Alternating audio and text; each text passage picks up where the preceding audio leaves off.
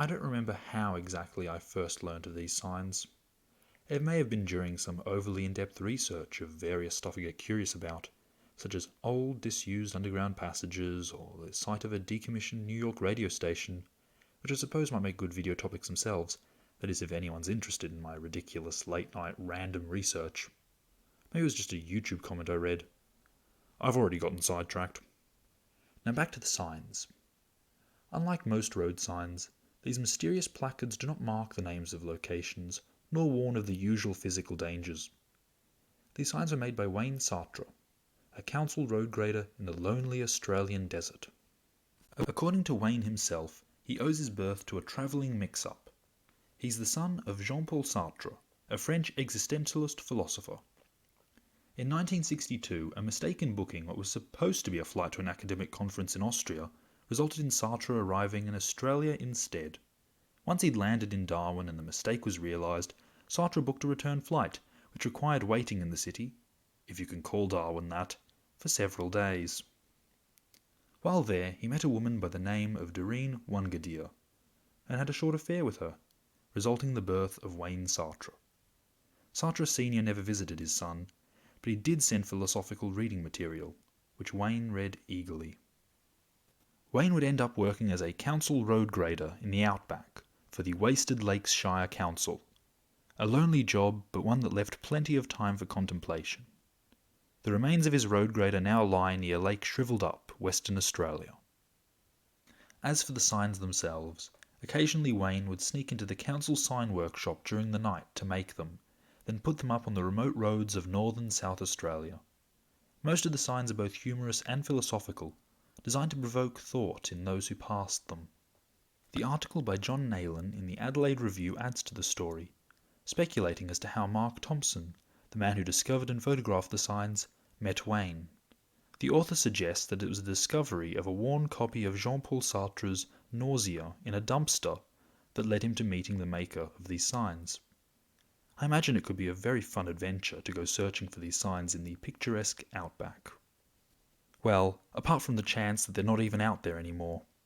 In 2017, an exhibition of the signs was held at the West Gallery Thebarton, arranged by Mark Thomson, the photographer. Oddly, the article I originally read about these signs is dated 2018, after the exhibition, and makes no mention of it, so hopefully the signs were put back out. Now, I could just send an email to Mark, but firstly, I'm rather socially awkward and I don't feel like sending an email out of the blue to him, and secondly, and probably a more valid reason, maybe it's better to just not know, to just hope that they're still out there. I mean, how do you feel if it turns out they're just being stored in a warehouse, never to see the light of day again? Probably wouldn't feel much because normal people don't get so attached to some random signs. All the information I found originally comes from Mark Thomson. I've just shown my drawings of the signs due to copyright concerns. I highly recommend checking out the links below in the description to see his beautiful photos of the signs. I suppose the worst case is that this video ends up being really popular and heaps of people go out and find these signs before I get the chance to.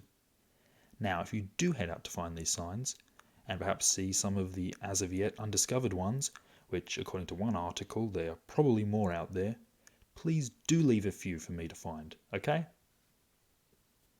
And that is where my video would have ended, if I hadn't come across a scan of a newspaper article from the SA Weekend. You'll note that I earlier said all the information I could find on these signs originally came from a Mr. Mark Thomson. In one of his photos of these signs, you can see that one sign is a temporary sort. Amazing it stayed in place all these years, right? The newspaper article states that Thomson claims to have discovered them. Claims. Signs that he purports to reveal the thoughts of a lonely road grader. He made them. It was all just an elaborate art project. I'm so annoyed I fell for this. It could have been worse, I suppose. I might have gone out into the desert searching for some non-existent signs, or sent an email to Mr. Thomson asking him about them, which would certainly have given him a laugh. It explains why Thomson had no problem removing the signs for an exhibition, too. I wonder if anyone else has fallen for this, I suppose you could call it in a way, a hoax. I'm feeling somewhat sure it was a YouTube comment I read that tipped me off about these signs in the first place, So I suppose that's one person who thought this was true. Near the end of that article, it's mentioned that a local mayor around Camberwell, Queensland, suggested installing one of the signs permanently to liven up the drive to Charter Towers. So maybe there is one out there after all. There were a few signs, pardon the pun, that this wasn't true. The portable sign somehow still being in position, the support from the organisation, the Speculative History Laboratories, and some of the other articles in the Institute of Backyard Studies website, which has the original article I read about the signs, are somewhat suspicious. And I was a little suspicious. So no thanks to the Adelaide Review, whose published article almost completely erased my doubts. I suppose I wanted to believe.